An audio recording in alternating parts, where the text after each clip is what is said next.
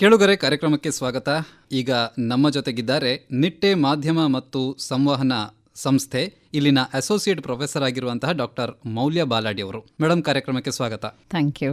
Madam, ಇತ್ತೀಚೆಗೆ ನಾವು ಈ ನಮ್ಮ ವೃತ್ತಿಪರ ಕೋರ್ಸ್ಗಳು ಇಂಜಿನಿಯರಿಂಗ್, ಮೆಡಿಕಲ್ ಬಿಟ್ಟು ಕೂಡ ಬೇರೆ ಬೇರೆ ಕ್ಷೇತ್ರಗಳಿಗೆ ಹುಡುಗರು ಹೋಗೋದನ್ನು ನೋಡ್ತಾ ಇದ್ದೇವೆ.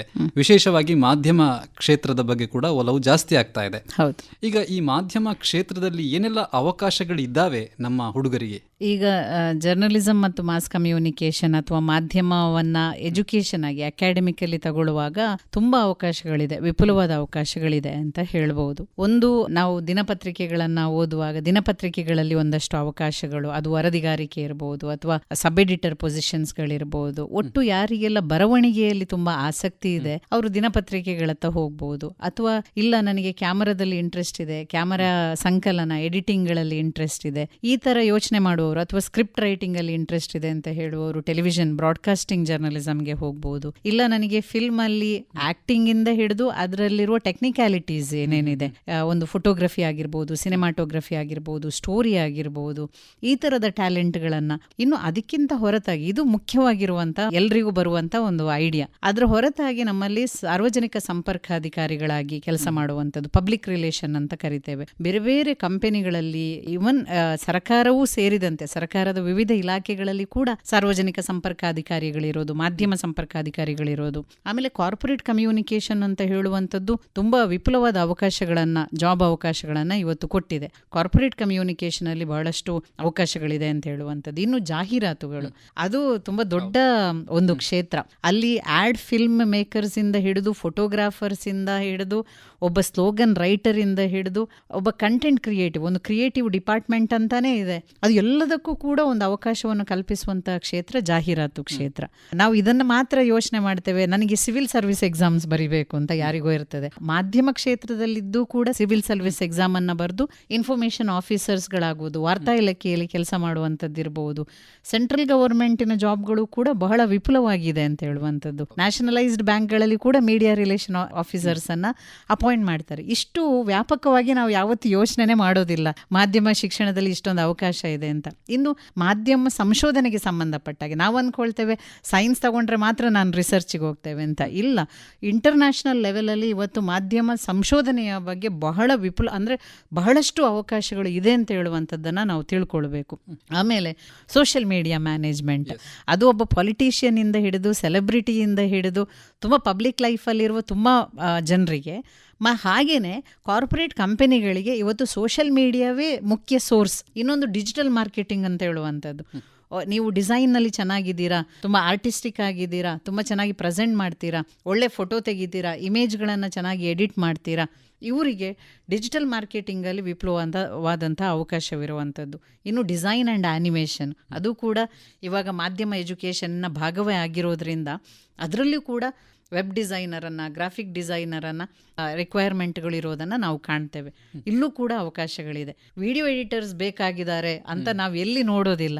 ಒಂದು ಚಿಕ್ಕ TV ಚಾನೆಲಿಂದ ಹಿಡಿದು ಮತ್ತೆ ಕಾರ್ಪೊರೇಟ್ ಕಂಪನಿಗಳ ತನಕನೂ ವಿಡಿಯೋ ಎಡಿಟರ್ಸ್ ರಿಕ್ವೈರ್ಮೆಂಟ್ ಇದೆ. ಅದೆಲ್ಲವೂ ಕೂಡ ಜರ್ನಲಿಸಮ್ನ ಭಾಗವಾಗಿ ಇದೆ ಅಂತ ಹೇಳುವಂಥದ್ದು. ಈಗ ತಾವು ಹೇಳಿದ್ರಿ, ಈಗ ಇಷ್ಟೊಂದು ಅವಕಾಶಗಳಿವೆ ಅಂತ ಹೇಳಿ. ಅಂದರೆ ಮುಂಚೆ ನಾವು ನೋಡಿದಾಗ ಮಾಧ್ಯಮ ಅಂತ ಹೇಳಿದರೆ ಒಂದು ಉದ್ಯಮದ ಥರ ಇರಲಿಲ್ಲ, ಈಗ ಉದ್ಯಮ ಆಗಿದೆ. ಹಾಗಾಗಿ ಅದರಲ್ಲಿ ಇಷ್ಟೊಂದು ಅವಕಾಶಗಳು ಕೂಡ ಬರ್ತಾ ಇದ್ದಾವೆ. ಈ ಥರ ಇರಬೇಕಾದ್ರೆ ಖಾಲಿ ಸ್ಕಿಲ್ ಇದ್ರೆ ಸಾಕ ಅಥವಾ ಒಂದು ಕ್ವಾಲಿಫಿಕೇಶನ್ ಅಂತ ಬೇಕಾಗ್ತದಾ? ಖಂಡಿತವಾಗ್ಲೂ ಬೇಕಾಗ್ತದೆ. ಅಂದರೆ ಕೆಲವರು ಅಂದ್ಕೊಳ್ತಾರೆ, ಈಗ ತುಂಬ ಜನ ಎಂಜಿನಿಯರ್ಸ್ಗಳು ಫಿಲ್ಮ್ ಮೇಕಿಂಗ್ ಅಲ್ಲಿ ಬಂದದ್ದಿದೆ, ಅದು ಎಲ್ಲೋ ಕೆಲವು ಎಕ್ಸಾಂಪಲ್ಗಳಷ್ಟೇ. ಒಂದು ಡಿಸೈನಿಗೆ ಅದರ ಪ್ರಿನ್ಸಿಪಲ್ ಇದೆ, ಒಂದು ಫೋಟೋಗ್ರಫಿಗೆ ಅದರದ್ದೊಂದು ಪ್ರಿನ್ಸಿಪಲ್ ಇದೆ, ಒಂದು ಫಿಲಾಸಫಿ ಇದೆ, ಒಂದು ರೈಟಿಂಗಿಗೆ ಕೂಡ ಒಂದು ಫಿಲಾಸಫಿ ಇದೆ. ಆ ಮೆಚೂರಿಟಿ ಬರೋದು ಖಂಡಿತವಾಗ್ಲೂ ಒಂದು ಅಕಾಡೆಮಿಕ್ ಡಿಗ್ರಿಯನ್ನು ನೀವು ತಗೊಂಡಾಗ. ನೀವು 3 ವರ್ಷ ಬಹಳಷ್ಟು ವಿಷಯಗಳನ್ನು ಓದ್ತೀರಾ, ಪ್ರತಿಯೊಂದನ್ನು ಸ್ಟೆಪ್ ಬೈ ಸ್ಟೆಪ್ ನೀವು ಓದ್ತಾ ಹೋದಾಗ ಇನ್ನೂ ನನ್ನನ್ನು ನಾನು ಎಷ್ಟು ಎಕ್ಸ್ಪಾಂಡ್ ಮಾಡ್ಕೊಳ್ಬಹುದು ಮೀಡಿಯಾದಲ್ಲಿ ಅನ್ನುವಂಥದ್ದು ಹೊಳಿತದೆ. ಈಗ ಈ ಯಾವ ರೀತಿಯಾದಂಥ ಕೋರ್ಸ್ಗಳಿವೆ? ಅಂದರೆ ಈಗ PUC ನಂತರ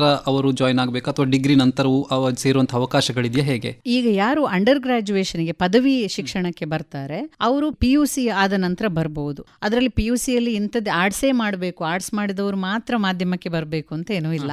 ಸೈನ್ಸ್ ಮಾಡಿದವರು ಬರ್ತಾರೆ, ಕಾಮರ್ಸ್ ಮಾಡಿದವರು ಬರ್ತಾರೆ. ಮೊದಲೆಲ್ಲ ಅಪ್ಪಮ್ಮನಿಗೂ ಇತ್ತು ಜರ್ನಲಿಸಮ್ ತಗೊಂಡು ಏನು ಮಾಡ್ತಾರೆ ಅಂತ ಹೇಳುವಂಥದ್ದು.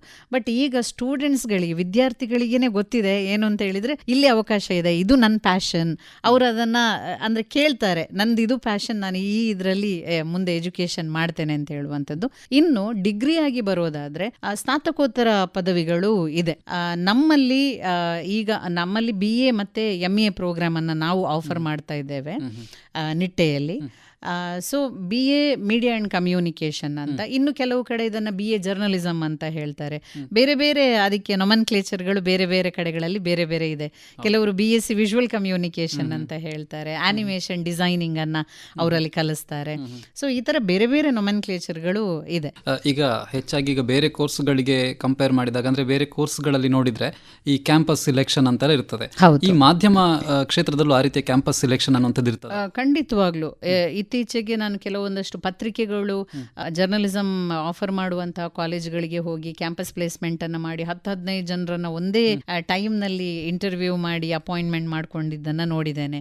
ಟೆಲಿವಿಷನ್ಗಳು ಅಂದ್ರೆ ಎಂಟರ್ಟೈನ್ಮೆಂಟ್ ಇಂಡಸ್ಟ್ರಿಗೆ ಬಂದಾಗ ಅವರು ಕೂಡ ಈ ತರದ ಪ್ರಾಕ್ಟೀಸ್ಗಳಿದೆ. ಅವರು ಯಾರಾದರೂ ಒಂದು ಕ್ಯಾಂಪಸ್ ಅನ್ನ ಸೆಲೆಕ್ಟ್ ಮಾಡಿ ಸುತ್ತಲಿನ ಒಂದಷ್ಟು ಕಾಲೇಜಿಗೆ ಅದನ್ನ ಇಂಟಿಮೇಟ್ ಮಾಡಿ ಅಲ್ಲಿಯ ಜರ್ನಲಿಸಮ್ ಮಕ್ಕಳುಗಳು ಬಂದು ಆ ಇಂಟರ್ವ್ಯೂ ಅನ್ನ ಕ್ಯಾಂಪಸ್ ಪ್ಲೇಸ್ಮೆಂಟ್ ಅನ್ನ ಮಾಡೋದಿದೆ. ಮೊದಲು ಹೀಗಿರ್ಲಿಲ್ಲ.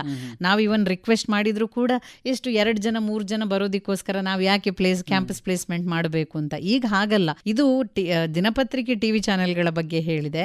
ಇವತ್ತು ಗ್ರಾಫಿಕ್ ಡಿಸೈನರ್, ವೆಬ್ ಡಿಸೈನರ್ ಬೇಕು ಅಂತ ಬರುವಂತ TCS, ಇನ್ಫೋಸಿಸ್ ನಂತ ಕಂಪನಿಗಳು ಕೂಡ ಇವತ್ತು ಡಿಸೈನರ್ಸ್ ಗಳನ್ನು ಹುಡುಕಿಕೊಂಡು ಬರ್ತಾರೆ. ಅವರು ಕ್ಯಾಂಪಸ್ ಪ್ಲೇಸ್ಮೆಂಟ್ ಮಾಡ್ತಾರೆ. ಸೊ ಅಂದ್ರೆ ಇವನ್ IT-BT ಕಂಪನಿಗಳು ಕೂಡ ಇವತ್ತು ಕ್ಯಾಂಪಸ್ ಪ್ಲೇಸ್ಮೆಂಟ್ಗೆ ಮೀಡಿಯಾ ಸ್ಕೂಲ್ಗಳಿಗೆ ಬರುವಂತ ಒಂದು ಇದನ್ನ ಪ್ರಕ್ರಿಯೆನ ನಾವು ನೋಡ್ತಾ ಇದ್ದೇವೆ ಅಂತ. ವಿಶೇಷವಾಗಿ ಮಾಧ್ಯಮ ಸಂಸ್ಥೆಗಳು ಈ ಹುಡುಗರನ್ನು ನೋಡಬೇಕಾದ್ರೆ ಅವರಲ್ಲಿ ಯಾವ ರೀತಿಯಾದಂಥ ಸ್ಕಿಲ್ಗಳನ್ನು ನೋಡ್ತಾರೆ, ಏನನ್ನು ನೋಡಿ ಅವರನ್ನು ಹೈರ್ ಮಾಡ್ಕೊಳ್ತಾರೆ? ಮುಖ್ಯವಾಗಿ ಬರವಣಿಗೆ ಬೇಕು ಅನ್ನುವಂಥದ್ದು. ಈಗ ನೀವು ಒಬ್ಬ ಡಿಸೈನರ್ ಆದರೂ ಕೂಡ ಅವನಿಗೆ ಕಂಟೆಂಟ್ ರೈಟಿಂಗ್ ಬಗ್ಗೆ ಐಡಿಯಾ ಇಲ್ಲದೇ ಇದ್ರೆ ಅದು ತುಂಬಾ ಕಷ್ಟ ಆಗ್ತದೆ. ಇನ್ನೊಂದು ಎಷ್ಟು ಸ್ಪಾಂಟೇನಿಯಸ್ ಆಗಿದ್ದಾರೆ ಅಂತ ಹೇಳುವಂಥದ್ದು. ಅಂದ್ರೆ ನೀವು ಕ್ರಿಯಾಶೀಲತೆ ಅನ್ನೋದು, ಕ್ರಿಯೇಟಿವಿಟಿ ಅನ್ನೋದು ಇದೆಯಲ್ಲ, ಅದು ನಾನು 1 ವಾರದ ನಂತರ ಹೇಳ್ತೇನೆ ಅಂತ ಹೇಳಿದ್ರೆ ಆಗುದಿಲ್ಲ, ಅಥವಾ ಅಷ್ಟು ಟೈಮ್ ಸಿಗುದಿಲ್ಲ. ಮೀಡಿಯಾದಲ್ಲೂ ಕೂಡ ಅಂತ ಟೈಮ್ ಸಿಗೋದಿಲ್ಲ. ಅದು ಇಮಿಡಿಯೇಟ್ ಸ್ಪಾಂಟೇನಿಯಸ್ ಆಗಿ ಏನ್ ಬರುತ್ತೆ ಅನ್ನೋದು. ಖಂಡಿತವಾಗ್ಲೂ ಸ್ಪಾಂಟೇನಿಟಿ ಮತ್ತೆ ಸಂವಹನದಲ್ಲಿ ಒಂದು ಆತ್ಮವಿಶ್ವಾಸ, ಆ ಆತ್ಮವಿಶ್ವಾಸ ತುಂಬಾ ಮುಖ್ಯ. ಇನ್ನೊಂದು ಪ್ಯಾಷನ್ ಇದೆಯಲ್ಲ, ಅದು ತುಂಬಾ ಮುಖ್ಯ ಅಂತ ನನಗೆ.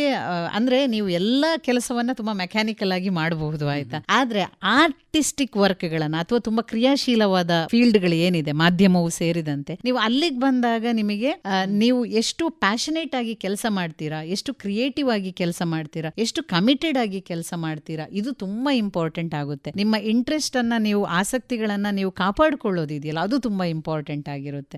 ನಾವು ಹೇಳ್ತೇವೆ ಮಾಧ್ಯಮ ಅಂದ್ರೆ, ಒಬ್ಳು ಮೀಡಿಯಾ ಟೀಚರ್ ಆಗಿ ನಾನು ಹೇಳುವಂಥದ್ದು, ಸ್ಕಿಲ್ಗಳನ್ನ ಎಲ್ಲರೂ ಕಲಿತಾರೆ, ಬಟ್ ಅದಕ್ಕಿಂತನೂ ಹೆಚ್ಚು ಬೇಕಾಗಿರೋದು ಕಾಮನ್ ಸೆನ್ಸ್ ಮಾಧ್ಯಮದಲ್ಲಿ ಅಂತ. ಸೊ ಅದನ್ನ ಎಲ್ಲವನ್ನು ಕೂಡ ಖಂಡಿತವಾಗ್ಲೂ ಮಾಧ್ಯಮಕ್ಕೆ ಸಂಬಂಧಪಟ್ಟ ಅಪಾಯಿಂಟ್ಮೆಂಟ್ಗಳಾದ್ರೆ ನೋಡ್ಕೊಳ್ತಾರೆ. ಇನ್ನು ನೀವು ಡಿಸೈನಿಗೆ ಸಂಬಂಧಪಟ್ಟದ್ದು, ಆನಿಮೇಷನ್ಗೆ ಸಂಬಂಧಪಟ್ಟದ್ದಾದ್ರೆ ಖಂಡಿತವಾಗ್ಲೂ ಸಾಫ್ಟ್ವೇರ್ ನಾಲೆಜ್ಗಳನ್ನ ಕೇಳ್ತಾರೆ.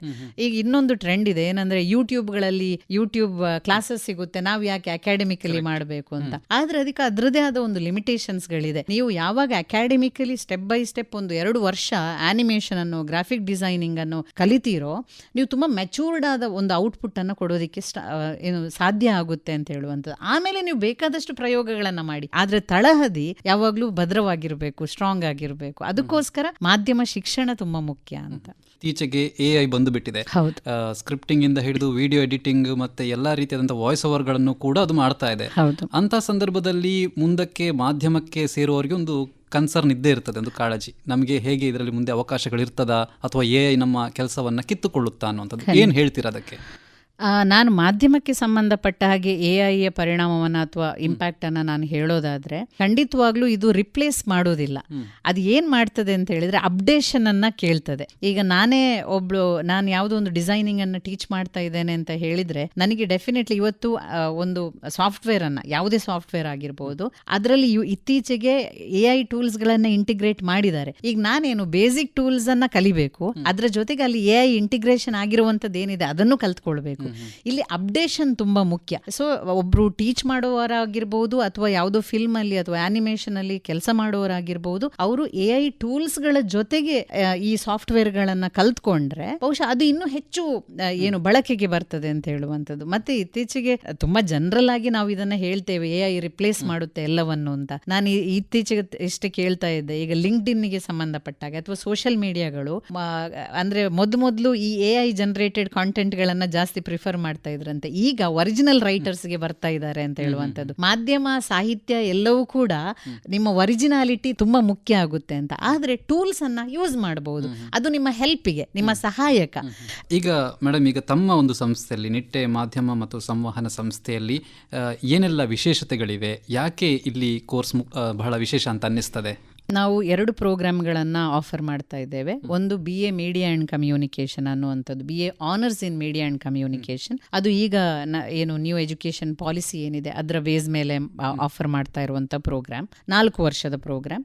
3ನೇ ವರ್ಷದಲ್ಲಿ ಅವರು ಎಕ್ಸಿಟ್ ತಗೊಳ್ಬಹುದು, ಅವರಿಗೆ BA media and communication degree ಇರುತ್ತೆ. ಅದಾದಮೇಲೆ ನಮ್ಮಲ್ಲಿ ಈಗ ಹೊಸದಾಗಿ MA in photography and film making ಅಂತ ಹೇಳುವಂಥ ಒಂದು ಹೊಸ MA ಪ್ರೋಗ್ರಾಮ್ ಅನ್ನ ನಾವು ಆಫರ್ ಮಾಡ್ತಾ ಇದ್ದೇವೆ. ಇನ್ನು ಫೆಸಿಲಿಟಿಗೆ ಬರೋದಾದ್ರೆ ನಮ್ಮಲ್ಲಿ ತುಂಬಾ ಚೆನ್ನಾಗಿ ಬಿಲ್ಡ್ ಆಗಿರುವಂತ ಒಂದು ಸ್ಟುಡಿಯೋ ಇದೆ, ಮಲ್ಟಿಮೀಡಿಯಾ ಸ್ಟುಡಿಯೋ ಇದೆ. ಬಹುಶಃ ಹೇಳ್ಬೋದು ಎಲ್ಲಾ ಕಡೆಗಳಲ್ಲೂ ಸ್ಟುಡಿಯೋಗಳು ಈಗ ಕಾಮನ್ ಅಂತ ಹೇಳುವಂಥದ್ದು. ಆದ್ರೆ ಇಲ್ಲಿ ತುಂಬಾ ವಿಶೇಷ ಏನು ಅಂದ್ರೆ ಸುಮಾರು 20ಕ್ಕೂ ಹೆಚ್ಚು ತುಂಬಾ ಪ್ರೊಫೆಷನಲ್ ಆದಂತಹ ಕ್ಯಾಮರಾಸ್ಗಳಿದೆ. ಅವರಿಗೆ ಸ್ಟೂಡೆಂಟ್ಸ್ಗಳು ನನಗೆ ಪೋರ್ಟ್ಫೋಲಿಯೋ ಬಿಲ್ಡ್ ಮಾಡಬೇಕು ಅಂದ್ರೆ 2 ದಿವಸ ಕ್ಯಾಮರಾ ಅವ್ರ ಜೊತೆ ಇರುವಂತ ಒಂದು ಅವಕಾಶ. ಅಂದ್ರೆ ಎಕ್ವಿಪ್ಮೆಂಟ್ಸ್ಗಳು ಇದೆ, ಅದನ್ನ ಯುಟಿಲೈಸೇಷನ್ ಕೂಡ ಸ್ಟೂಡೆಂಟ್ಸ್ಗಳು 100% ಮಾಡುವಂತ ಅವಕಾಶಗಳು ನಿಟ್ಟೆ ಯೂನಿವರ್ಸಿಟಿಯಲ್ಲಿ ಇದೆ. ಇನ್ನೊಂದು ನಮ್ಮಲ್ಲಿ ಮ್ಯಾಕ್ ಸಿಸ್ಟಮ್ಗಳು ಅಂದ್ರೆ ಹೈ ಎಂಡ್ ಕಂಪ್ಯೂಟರ್ ಸಿಸ್ಟಮ್ಗಳು ತುಂಬಾ ಮುಖ್ಯ.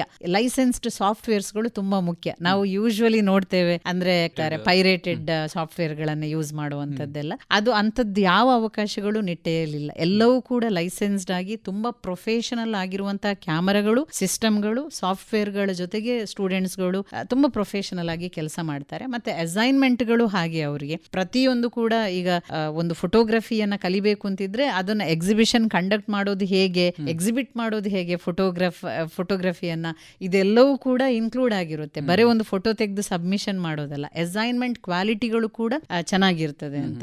ಈಗ ಸ್ಟೂಡೆಂಟ್ಸ್ಗಳು ಆಲ್ರೆಡಿ ಪ್ರೊಡಕ್ಷನ್ ಮಾಡಿರುವಂತ ಶಾರ್ಟ್ ಮೂವೀಸ್ ಇರ್ಬೋದು ಅಥವಾ ಡಾಕ್ಯುಮೆಂಟರೀಸ್ ಇರ್ಬೋದು, BA ಲೆವೆಲ್ ಅಲ್ಲೇನೆ ಕ್ವಾಲಿಟಿ ಔಟ್ಕಮ್ಗಳು, ಔಟ್ಪುಟ್ ಗಳನ್ನ ಕೊಡುವಂತ ಅಸೈನ್ಮೆಂಟ್ ಗಳನ್ನು ಕೂಡ ನಾವು ಫೋಕಸ್ ಮಾಡ್ತೇವೆ ಅಂತ. ಸುಮಾರು 3,000 ಮೀಡಿಯಾಕ್ಕೆ ಸಂಬಂಧಪಟ್ಟಂತಹ ಪುಸ್ತಕಗಳಿರುವ ಲೈಬ್ರರಿ ಇದೆ. ಬಹುಶಃ ನಾನೆಲ್ಲೂ ಖಂಡಿತವಾಗ್ಲೂ ನೋಡ್ಲಿಲ್ಲ. ಅದು ನಿಟ್ಟೆಯಲ್ಲಿರುವ ಒಂದು ತುಂಬಾ ದೊಡ್ಡ ವಿಶೇಷ ಫೀಚರ್ ಅಂತ ಹೇಳ್ಬಹುದು ನಿಟ್ಟೆ ಇನ್ಸ್ಟಿಟ್ಯೂಟ್ ಆಫ್ ಕಮ್ಯುನಿಕೇಶನ್ ಅಲ್ಲಿ. ಈಗ ಈ ಅಡ್ಮಿಷನ್ಗೆ ಸಂಬಂಧಿಸಿದ ಹಾಗೆ ಯಾರನ್ನ ಸಂಪರ್ಕಿಸಬಹುದು? ನಮ್ಮಲ್ಲಿ ಅಡ್ಮಿಷನ್ ಟೀಮ್ಗಳಿದೆ ಅಥವಾ ನಮ್ಮ ವೆಬ್ಸೈಟ್ಗಳು ಇದೆ. ನಿಟ್ಟೆ ಇನ್ಸ್ಟಿಟ್ಯೂಟ್ ಆಫ್ ಕಮ್ಯುನಿಕೇಶನ್ ಅಂತ ಟೈಪ್ ಮಾಡಿದ್ರೆ ಗೂಗಲ್ ಅಲ್ಲಿ ನಮ್ದೇ ವೆಬ್ ಪೇಜ್ ನಿಮಗೆ ಓಪನ್ ಆಗ್ತದೆ. ಇಲ್ಲ ಇನ್ಸ್ಟಾಗ್ರಾಮ್ ನಲ್ಲಿ ನಿಕೋ ಅಂತ ಒಂದು ಪೇಜ್ ಇದೆ, ಫೇಸ್ಬುಕ್ ನಲ್ಲಿ ನಿಟ್ಟೆ ಇನ್ಸ್ಟಿಟ್ಯೂಟ್ ಆಫ್ ಕಮ್ಯುನಿಕೇಶನ್ ಅಂತ ಪೇಜ್ ಇದೆ, ಲಿಂಕ್ಡ್ಇನ್ ನಲ್ಲಿ ಪೇಜ್ಗಳಿದೆ. ಅದ್ರ ಥ್ರೂ ಕೂಡ ಬರ್ಬೋದು. ಅಥವಾ ನಿಟ್ಟೆ ಯೂನಿವರ್ಸಿಟಿ ವೆಬ್ಸೈಟ್ ಗಳಿಗೆ ಹೋದ್ರೆ ಅಲ್ಲಿ ಇಮೇಲ್ ಅಡ್ರೆಸ್ ಅನ್ನ, ಫೋನ್ ನಂಬರ್ಸ್ ಗಳನ್ನ ಸಂಪರ್ಕ ಮಾಡೋದಕ್ಕೆ ಕೊಟ್ಟಿದ್ದಾರೆ, ಅವರು ಅದನ್ನ ಸಂಪರ್ಕ ಮಾಡಬಹುದು.